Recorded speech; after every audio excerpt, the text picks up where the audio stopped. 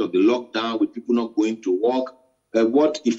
What course are we taking to when government was popping too much money, through traders' money, through palliative, without engaging in giving people for productive issues? And they said they are going to remove oil subsidy in 2023, and they are going to give 5,000 naira to 40 million poor Nigerians. Where they got that figure from, only God will help them. So when you don't have a constructive policy to deal with the issue caused by the destruction of the COVID-19 pandemic and your internal problem of farmers-herders clash, insecurity, banditry, and the rest of it, then you have the challenges that we are facing. And I have not seen any step that government has taken to address this. I'm not a prophet of doom. Something that happened in the day of Elijah might happen in Nigeria, but if you go by natural course, the effect in 2023 will be food will become more expensive, the inflation will be on the increase, and because the inflation will be on the increase because government is making various attempts to inject more money into the economy, giving money to the people, and where you have too much money pursuing few goods, prices will rise, and government is also impose taxation, different form of taxation and levies on the people in 2023. And that's, but hopefully, joy comes with the Christmas season. We hope the joy of the Christmas season will come on all our public officials and they will do the right thing at the right time. You guys are looking beautiful. Thank you. Yeah, you guys are looking. I wish you Merry Christmas. Same to you, Johnson. Happy. See you on the 31st as we wrap up the year in view. Absolutely. Thank you very much for your time. Enjoy your holidays. Enjoy your holidays. Thank you, G.D. Johnson. We appreciate it. Thanks, of course, for staying with us so far. That was, of course, Off the Press. We'll take a short break. We'll move to, of course, sharing with you what happened on this day, the 24th of December, many, many years ago. Today in history. We'll be back.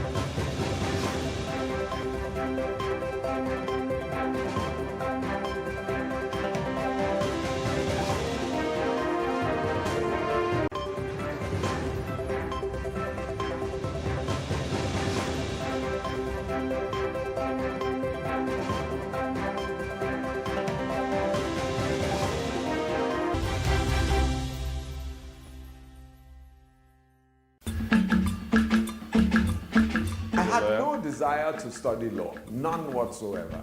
I was more inclined to fine arts. My only ambition, I would say, was to become the chief prosecutor. For me, politicians are a bit too playful. That's what I believe. And since '99, we've seen how much investment in social events, in launching some streets that you just started, and the whole day will be spent on this occasion. Rich people are generally law-abiding. We are not law-abiding. So another problem of administration is that people don't follow the rules. Timeless Conversations, airing every Sunday at 8:30 p.m. Ho, ho, ho. Aha. No. Aha.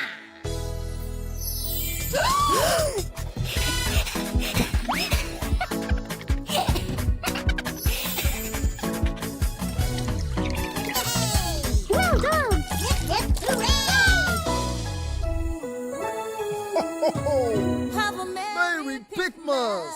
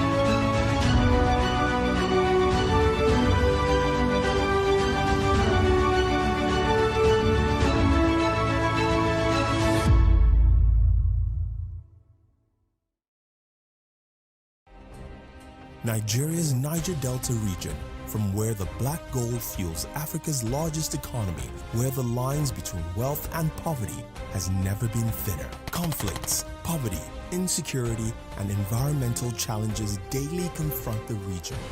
How can the Niger Delta story be changed for the better? Join Mamude Akuga at 9 p.m. every Friday evening on PlusTvAfrica as he probes deep in search of solutions. Inside the Niger Delta with Mamude Akuga, the authentic voice of Nigeria's oil-rich region.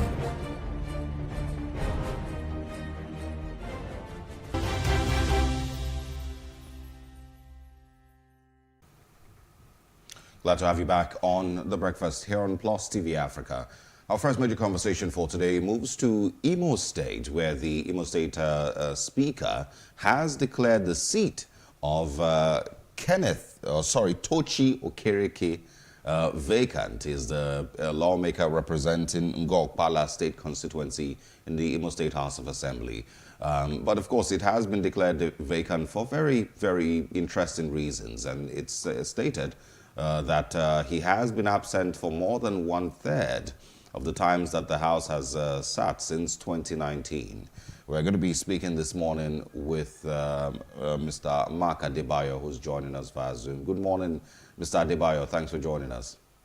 Yeah, good morning, and compliments of the citizens to all viewers of PlusTvAfrica and the fans of PlusTvAfrica worldwide. Thank you very much. I'm happy to be here and to be with the Father and Mother Christmas in the studio over there.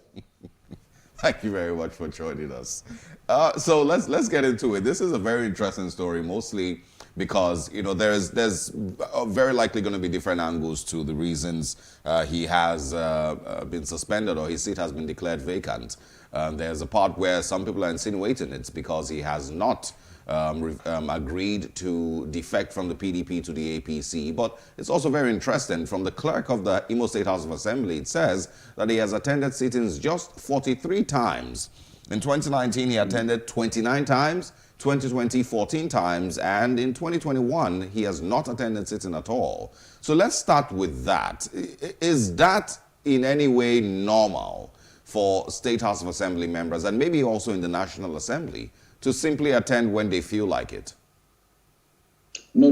That is not the normal practice. That is not the Constitution. The Constitution is very clear about the number of times that a lawmaker must attend plenary You know, the Constitution is very clear about that. I have that evidence that he did not attend. It happens in the National Assembly. Even some of them who attend the constitutionally required number of times, you see many of them sleeping. They will just sleep.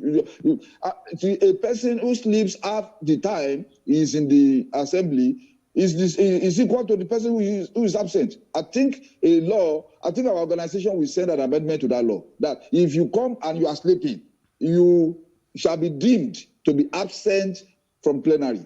I think that is what we should do. The thing is that if the guy has not attended up to 1/3 as has been alleged, of the time of plenary, then is due for dismissal from the assembly. It happens at the state level. It happens at the national level. You know, they just abandon when they get elected. They do nothing. Unlike Europe and the Americas, where the business of government is taken seriously. It's taken seriously. Here, in this line, people just do as they like. They don't go for plenary. They instead of them doing that, they will go for one occasion or Owambe or the other, or be attending to private businesses. It is uncalled for. It is unacceptable. It is reprehensible. If you refuse to cross carpet from PDP to APC, if I were he, I would be the one to ensure that they don't have any reason to remove me. So he wasn't being smart. We should not even look for any flimsy excuses for him. If he was removed for political reasons, it was the cause of it. If it is proven that truly he has not attended up to the constitutionally stipulated periods of time, then the leadership of the House have the right to take disciplinary action against him. That is it. That is my take on that. Okay, but let's also look at the constitutionality and the fact that you're talking about right now. Do you think that, because I remember a time where Femi Falana, a human rights lawyer, said that it was unconstitutional for any legislative member to remove another or suspend another member. The House does not have that right. That's because they were elected. And so it would only be a court of competent jurisdiction, or you have the constituents actually approaching that. And we have seen the cases that he had handled, that of Dino Melaye and amongst other cases in Bauchi in 2021. So do you think that they have a right to suspend him? Is it constitutional for that to happen? With due respect to the respected legal luminary, my own view is the fact that if the Constitution, I cannot lay my hands on I'm not a lawyer, on the provision of the Constitution with regard to that. But if the Constitution stipulates, and I believe that that in the Constitution, that you have to attend a plenary for a number of times, and if that is the Constitution, it does not matter the legal opinion of anybody. The Constitution is supreme over everybody. And of course, we must not encourage all this truancy or discipline in the business of governance. We should not encourage it. I believe that discipline for any lawmaker that refuses to go to plenary for a number of times as stipulated in the Constitution. You understand me? So if you now play into the hands of the people that are looking for ways to remove you before, then that is your fault. That is your fault. Yeah, well, if he was removed for political rather than constitutional reasons, he probably played to their hands. If I were he, I will not give them any opportunity to find anything to hang on my neck in order to remove me. Nigerian politics. You see, there's a lot of pitfalls and potholes along the way, and you just have to know how to maneuver and manage yourself. So we should not give excuse. Yeah, you can go on, but I just wanted to ask, is it important to, clarify the difference between suspending a lawmaker and declaring his seat vacant? Because that's what the papers are reporting, that his seat has been declared vacant. And that's where, Senior Advocate Femi Falana may, or what, my colleague here is saying about Femi Falana may also, play here. They may not have the right to declare a seat vacant, but he can be suspended. I'm not sure if it's important to clarify what exactly has happened here. Well, it's very important to clarify, because if his seat has been declared vacant, I thought the normal process would be that to suspend him, and then you now carry out an investigation. You set up a committee It should not be done by fiat. It should not be done by the fiat of the speaker. We all of us know that most of the legislative houses in the states, most of the legislators are more or less like houseboys of the governors. So the order from the governors operate and they control substantially most of the state houses of assembly. On a very few occasions that you have independent-minded lawmakers, and if the speaker is trying to prove stubborn and become independent, you see that one way or the other, because everybody is innocent until proven otherwise. But without investigation, you cannot by fiat remove and declare somebody's seat vacant. The issue of the way we operate our presidential system is so funny that people just believe that they can exercise whatever authority they have with impunity. The lawmaker that refuses to go to plenary is operating under impunity. The people that remove people illegally and unconstitutionally, they operate with impunity. In that state, when Ihedioha was governor, he came in as governor. What did he do? He immediately dissolved all the elected local councils of that state, illegally and unconstitutionally. And the Supreme Court has ruled that no governor has the authority to constitutionally. We have to do things procedurally. We have to do things following, lay down rules and procedures so that we do not, accident our democracy. It is important. It is not about sentiment. It's not about party loyalty or party alliance or whatever. It is important for everybody. If you are elected a lawmaker, it is very important, granting the independence of local government, independence of the judiciary, and I think that there must be independence for the parliament itself. All right. So now that, of course, this suspension, these members have been suspended. It therefore means that they do not have a representation. I mean, their constituent is not represented. What happens? Is there going to be an election? That is not good enough for wherever he represents. So I believe, and that is what the Constitution states, there must be an investigation. Like I said, you cannot suspend somebody by fiat. You cannot declare a seat vacant by fiat. There must be a process of investigation, and then it must be given. One of the things that was said, in all of this conversation, was how a lot of lawmakers, House of Assembly members, State House of Assembly members only show up on, in quote, big days. Maybe when, of course, there is a discussion concerning, money or, something similar. They only show up on those days, and that's why like you also said, a person can attend sitting only 43 times in 3 years, which is shameful, according to the Imo State House of Assembly. So I want you to quickly talk about the quality of lawmakers that we really have in State Houses of Assembly across the country.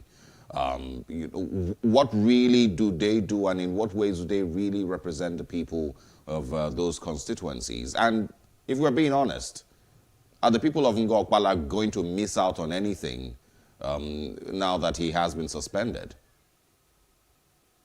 Now, his constituents will have to interrogate the fact that since he has been lawmaker, what impact has he made in his constituency? So it is for them to answer that question. And the thing is, like I said, there is discipline among either the executive, the parliament, the legislature, and the judiciary. Are you aware? This type of law has to be. I think this type of law also has to apply to the judiciary. You know that you set a court date, the litigants are there in court, and then for one reason or the other, it has happened before. I'm a human rights activist. We have organizations that we handle issues of human rights and the rest of that. You get to court and then somebody is in jail who is suffering, that you are looking for a way to get him out of the place. The judge, the magistrate will not come. They may say, his car broke down. They may say, he's attending a meeting. They may say he's attending a conference. How do you attend a conference on the day that the destiny, the life of someone is at stake? So nobody questions the judges, to the best of my knowledge. You, as a litigant, you cannot even query him. You can go to court twice, 3 times, 4 times, and then the judge is not, they say he's not on seat, and that is the end of the matter. That kind of thing infuriates me. We have to look. You are working in the television house. Even if you come late to work, there's penalty. What of the people that hold the destiny of the whole country in their own hands? There is no there is no sanction. There is no way a litigant or somebody who's affected in the court of law can probably sue the judge for not sitting on the day that probably is looking for a bail, or that is the case about his life will be determined. The governors, the executive, the indiscipline is across the board. And there must be stringent laws about people who are absent from work. If you are playing a role, whether you are executive, whether you are legislator, whether you are judiciary, if you are playing a role with your duty, there must be stringent punishment and sanction against people like that. And somebody must execute it. You understand me? So let us leave the sentiment aside. People are not seeing the impact of good governance. We are not seeing the dividend of the so-called democracy. Most of our lawmakers represent only themselves. Look at what happened at the National Assembly recently about the amendment acts to the amendment bill to the Electoral Act. That is why I advocate for a parliamentary system of government, where the president, by fire by force, the prime minister will come to the house to defend every action of his, every policy of his, every statement of his. You will debate. It's not a situation whereby our president ran away from debate when they were doing the election. He cannot. In Great Britain, the prime minister is confronted by the representative of the people every day. Adebayo, I know we're costing it down, but I'd just like to chip this in. Usually, I know that we always put argument whether the system of governance that we're practicing is the same or the type of constitution. But shouldn't we, because when you have a situation where the persons who should, these things don't work in space. They're operated by human beings, and these are laws. So what happens when these persons don't respect the law? So be it parliamentary system, be it presidential system, the question now would be the players. And what if they do not obey? Because I'm sure that in the parliamentary system, if the president does not heed to it, there are consequences. I mean, there are actions that should be taken against the president. But do we follow it? So if you have a system where, I mean, there are laws, it doesn't mean that, you know, on both sides, you don't have laws, you don't have measures to call people to accountability. But in the case where those who should do it are not working, what happens? So mostly it might not necessarily be about, you know, having, you know, the kind of government, but the people involved in playing it and the system that they have created over time. All right. It is a systemic issue, and it's also a societal malaise.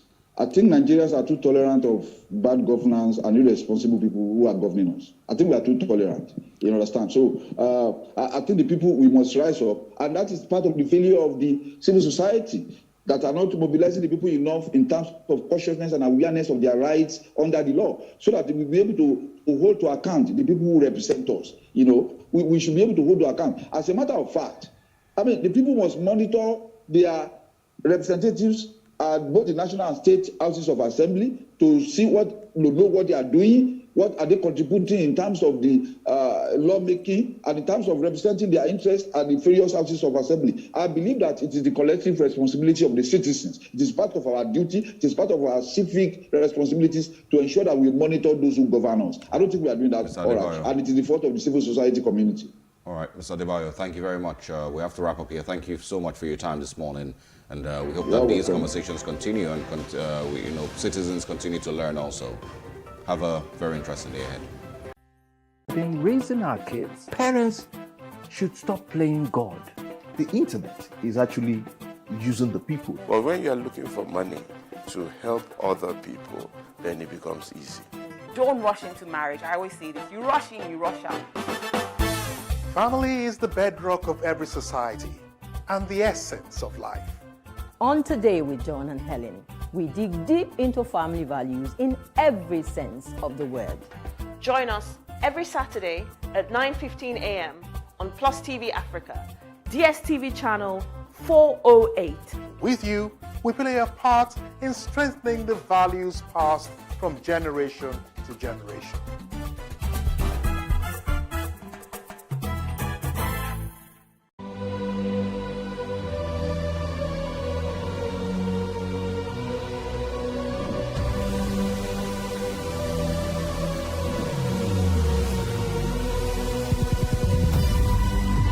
What we do not understand, we will stigmatize. What you can see is the remaining of the tanker that exploded. He suffered equally confessed.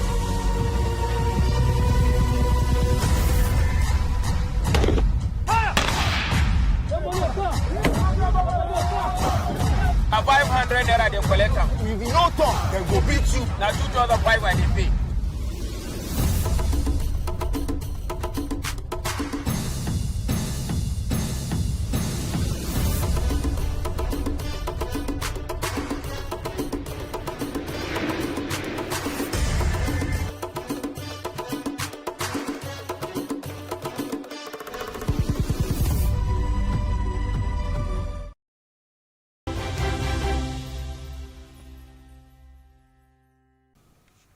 Great to have you back. And now, taking the conversation to the Federal Capital Territory, the Nigerian Immigration Service yesterday put out a warning or an alert to residents of the FCT of possible terrorist attacks after, of course, intelligence reports. And, of course, there was information that certain terrorist elements were infiltrating the FCT from Mali, led by a certain Dramane Udali and Zahid Aminon, with, of course, Nigerian accomplices also.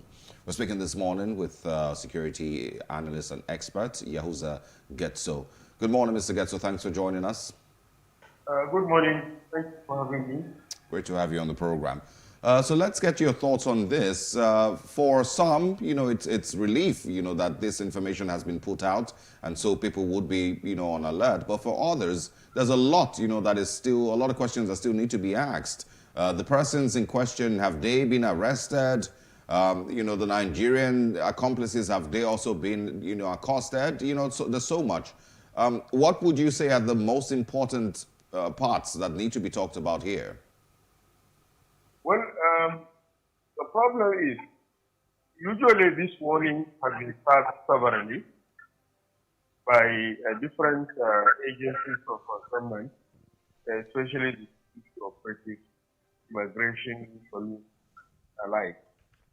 But the question is, you don't have anything on ground as far as plan to secure the lives and property of people within the and other environments. The outskirts of the FCT have been posing a number of threats, which I know since 2017. I have alerted the government about the presence of Boko Haram between Nasarawa, either Boko Haram or Isop or whatever, between Nasarawa and FCT, and between FCT. Yes, of course, the Nigerian immigration has alerted public. So, but what does that intelligence and how are they working with other security operatives? And have they apprehended the culprits? Or if they are not doing so, there is no any signal around FCT that you are having such a threat in practice. Because what people will want to see is the emergence of and such, the emergence of probably some intelligence or operation activities, probably a show of power or show of force, that the security personnel will be deployed to strategic places as well as other public places. But I want you to be rest assured, even though the message has been sent to the public by the authorities, but when you check around, even in the midnight, anything from 9, 10 and upward, there are many places that we know we have known to be vulnerable, usually in December. So, but we have not seen any presence of any security plan towards enhancing the security and also having a presence of security operatives moving around, harnessing and probably conducting schemic operations that will help and encourage the public, the citizenry and the residents of FCT that the government is really serious.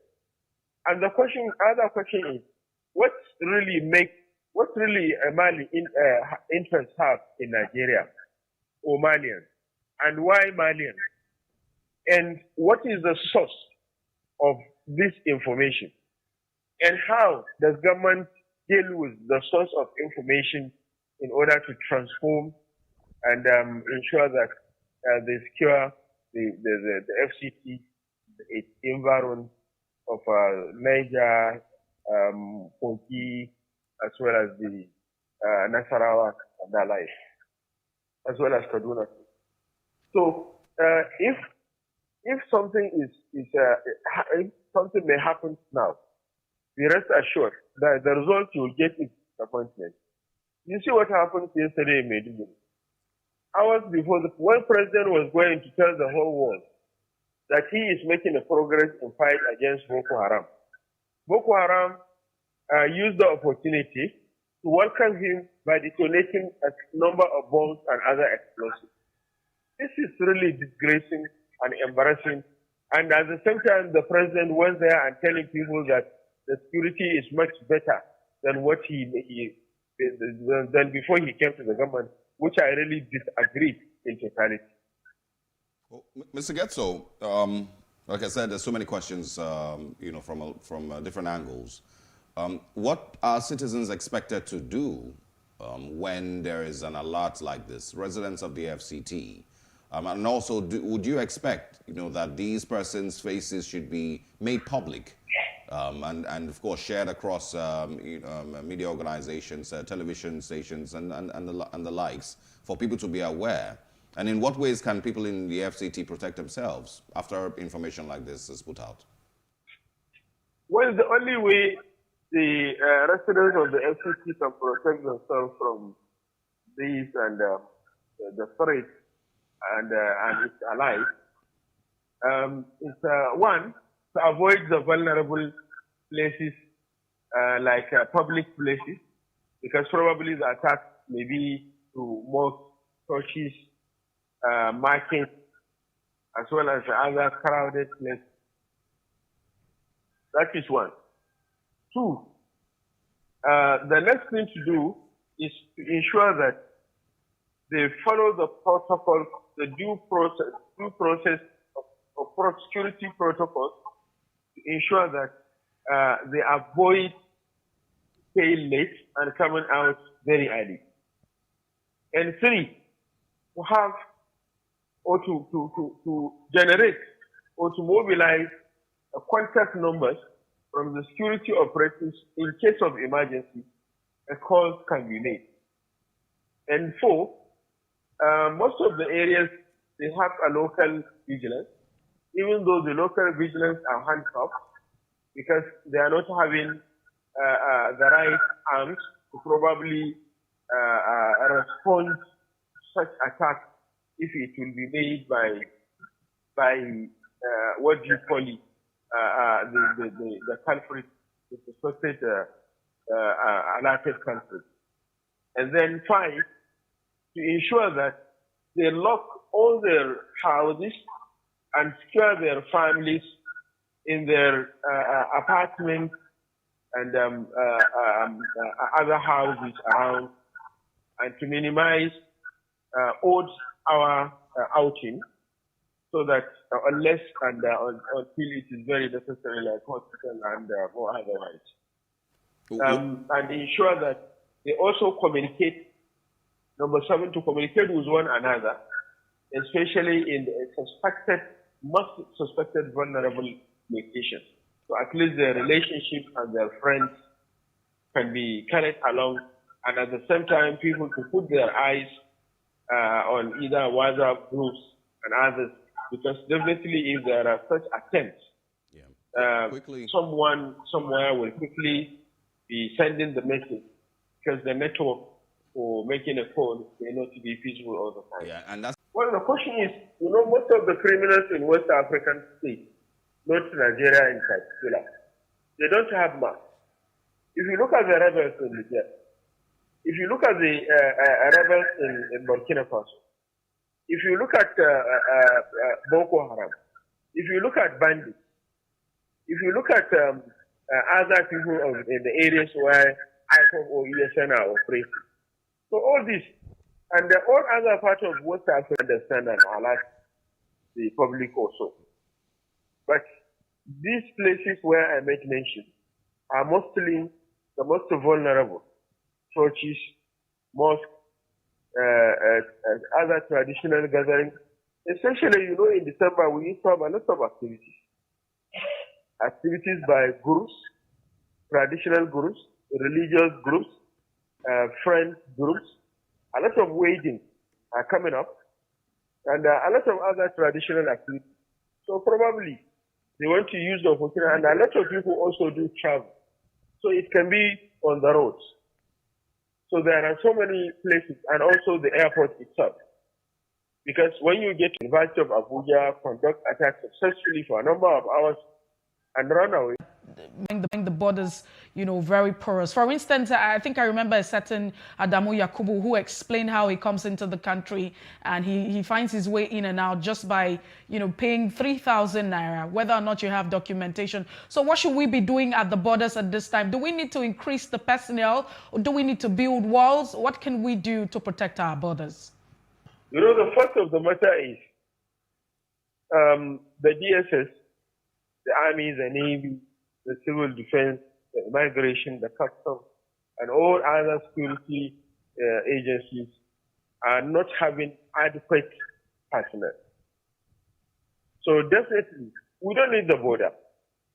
Because using a physical structure, the criminals will have a strategic plan for how to destroy those physical structures of border and the like. What we need is to recruit more personnel. I have been advising the government. We have unemployed youth who are vicious, who are agile, who are enthusiastic, who are focused, who are very intellectuals in our communities everywhere. So if government can engage 40 per polling unit between the age of 17 and 22. In a political work, if you have 10 polling units, you will have 400. And if in the local government, you have up to 10 political work, you are going to have 4,000. So if you engage these 4,000 in at least minimum of 500 local government out of 774, it's a lot. You distribute them among customs, immigration, Air Force, Army, Navy, DSS, Civil Defense, Customs, and others. So to ensure that you have adequate personnel who can walk around, especially to boost their morale in building their capacity in understanding a kind of intelligence gathering, intelligence utilization, schemic operations, and different types of operations strategies.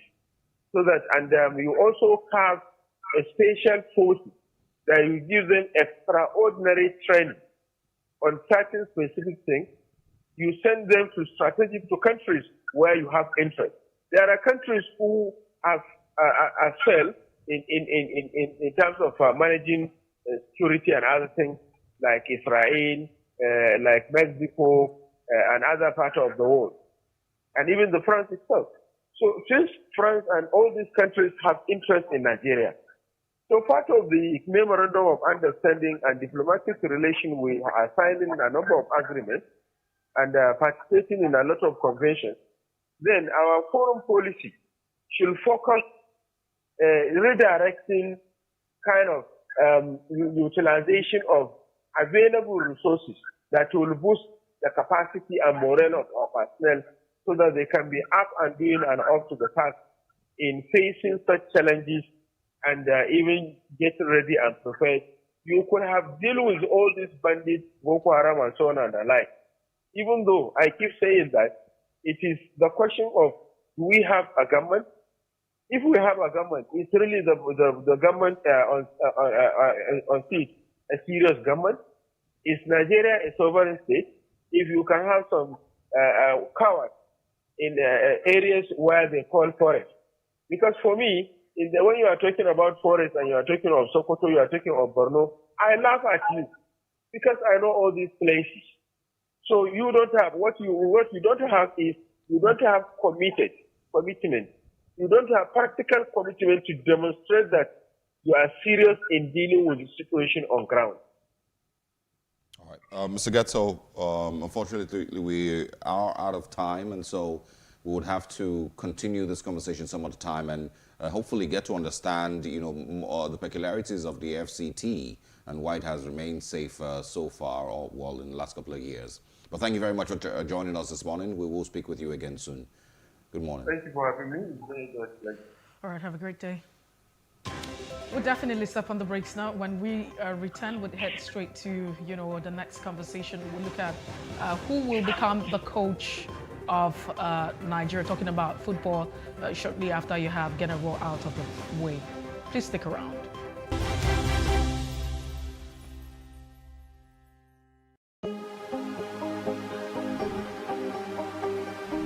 This is it for upcoming artists to blow in Nigeria.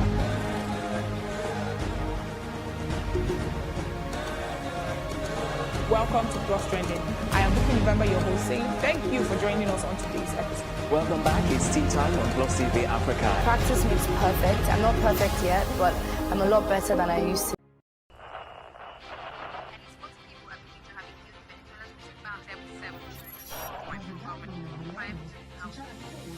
Politics has helped shape the decision of the polity, from conspiracy theories to good old-fashioned comic politics. These are the result of tomorrow's election. You have it already, Abi. I am not hungry. If I need appointment, all I need to do is to start praising government. Plus, politics will fill the polls of the country, from friends to frenemies, even strange bedfellows, to clones and stooges. We go beyond the rhetorics and the drama to analyze the story behind the story. Let everybody come and say. The moment we stop having charlatans occupy political offices, we will curtail hate speech. Plus Politics, not just another political show. It's about putting you, the citizens, in the know.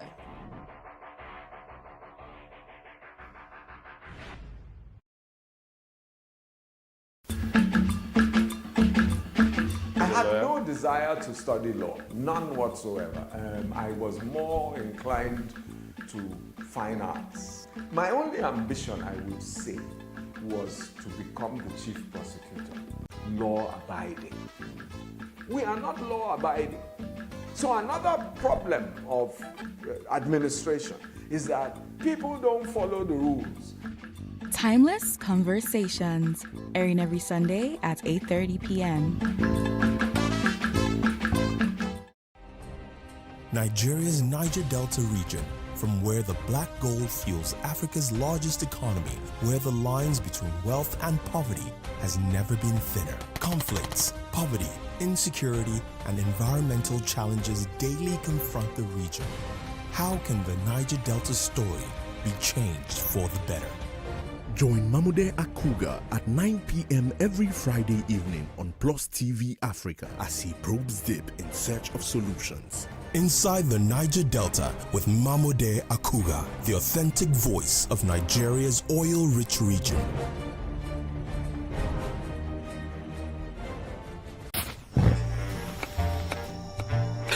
I miss them. Well, they should be on their way by now. Will it feel like it used to? With everyone so busy these days. It will be fine. Suddenly, feels like I'm gonna fall. I can see all of my dreams so perfectly. Oh, yeah, line up! Single file! Love's not a dream at all. Somebody. Grandpa, what was Grandma like? She always found ways to bring us all together. It took me a while to discover Patient and Safety Agency, statutorily mandated to ensure that there's regulation and promotion of matters affecting our waters.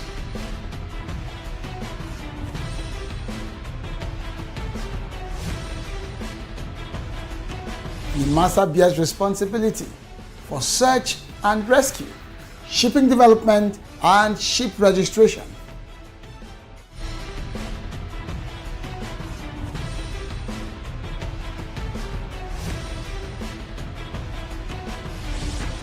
NIMASA This Week, the voice of maritime, showing on this channel. Whether you like it or not, the dryness and dust is coming. And this time, it might not give up that easily. But do the people have the power to shake it off? Well, of course they do, and you do too. Kick dry skin to the curb and get smooth, intensely nourished skin with Nivea's deep moisture lotions and lip balms. Follow the story online, #DoneWithDryness. Mourinho is going to coach a national team. It's going to be the Portuguese national team. Portugal is country, not Nigeria. And Mourinho will never come here. I would advise him not to come because it's enough embarrassment. Everybody who mattered in world football in that Ivorian team, and we beat them 2-1. And everybody felt it wasn't going to happen. And the Ivorian coach said, listen, if I had a list of people who would give me problems in that match, Sunday Mba, who scored the second goal for Nigeria, was not in that list. Because it was a team to the Nations Cup, which starts on January 9th, that our NFF president, our Football Federation president, doesn't talk to us, the journalists. He feels, I don't have to talk to you. He's very arrogant. I'm a Japanese, that is. And nobody, like I'm insisting today on the show, no sports presenter can say, I have seen Gernot Rohr's contract. We don't know what is written there. Ordinarily, in a contract by a country to a coach, will say, improve on the Nations League. We don't know if that is said in Gernot Rohr's, and I doubt that. Gernot Rohr has never looked inwards. He goes on the internet and looks for footballers who ply their trades abroad, whether it's Afghanistan, Kazakhstan, Pakistan, wherever, but not in Nigeria. And we have talent here. For example, I can boastfully say we don't have a free kick taker in the Super Eagles as we speak. And we have more than 5 footballers in the Nigerian league who have scored almost all their goals from set pieces. Why can't we look inwards? So what's the problem then? They just don't trust the league. The structure is bad. Problem? The structure is bad. And so most coaches don't want to take that risk. But what I was saying to Gernot Rohr then, when I met him at the stadium, before Nigeria played one of our matches for the qualifiers, I told Gernot Rohr, I said, listen, I'm not saying play them.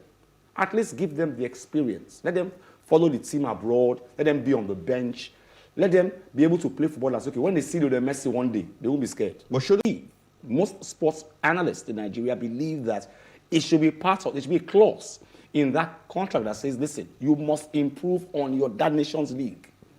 In the English national team, I remember a point when the EPL, the English Premier League, Barclays English Premier League, insisted that Arsene Wenger had too many. Their individual contracts. We don't have the contract. NFF, like the entire, football federation, shouldn't it be part of the policy? I'm not rather than being from Nigerians, you must invest at least 5% of your earnings, yearly earnings, to a particular sport, whatever sport you want. It doesn't have to be football. You must pay money to it. Egypt is doing it right now. Secondly, we must, at a point in time, we are scared. The average Nigerian is scared when a home-based player is going up against Argentina and is looking at almighty Lionel Messi. I want him to play well. How? All right. He won't. We'll have to wrap up here. Wally Scott, it's a very it's a big conversation. Too big. And it has to continue if we need to see better sports, and we need to put Nigeria back where it was in 1996. We must insist that our home-based players are involved in our World Cup, Nations Cup squad. Must. Well, we'll see how it goes. Thank you very much for coming around this morning. Good to see you on Fridays, as always. Thank you for coming. And this is where we will be saying our official goodbyes this morning. Thanks for staying with us all through the week.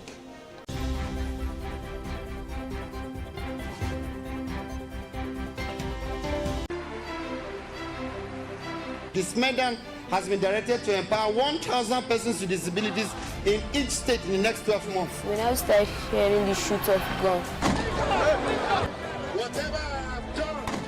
Every public policy has winners and losers, and some will not be very happy with you, while others, usually the silent majority, will be quite happy.